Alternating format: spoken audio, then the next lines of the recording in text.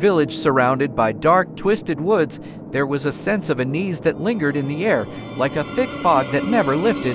The villagers, once full of life and laughter, had become quiet and withdrawn. Whispers of an ancient curse haunted their nightly gatherings, tales of a malevolent spirit that demanded tribute from the living. Martha, a curious and brave young woman, had always been fascinated by the stories. She often asked the elders about the spirit, known only as the Wraith of the Woods.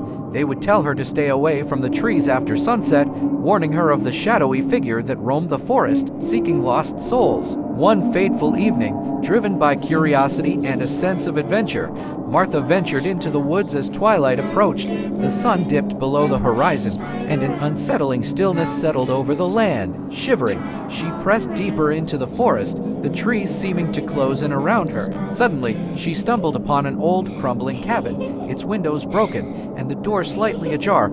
A feeling of dread washed over her, but curiosity compelled her to enter. Inside, she found remnants of a bleak life, a tattered bed, empty jars, and strange markings carved into the walls, symbols warning of trespassers. As Martha explored, the air grew colder, and she heard a faint whispering, like the rustling of leaves. She turned to leave, but the door slammed shut behind her. Panic surged through her as shadows danced around her, and the whispering transformed into a chorus of anguished voices, pleading for release. In the dim light, Martha saw a figure cloaked in tattered rags, its eyes glowing with an unearthly light.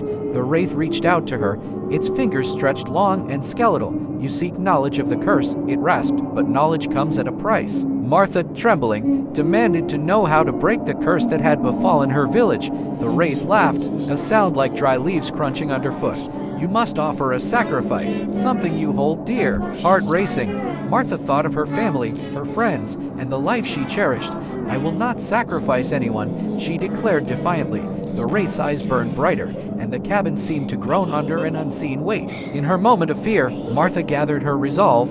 "If you want a sacrifice, take me instead," she shouted. The wraith paused, its swirling form momentarily stilled by her bravery. Though Martha was never seen again, the villagers honored her memory. They told her story of bravery, reminding one another that sometimes sacrifices are made for the greater good, even when the darkness beckons, and the forest, once feared, became merely a distant shadow, a reminder of a girl who faced her fears and vanished into legend.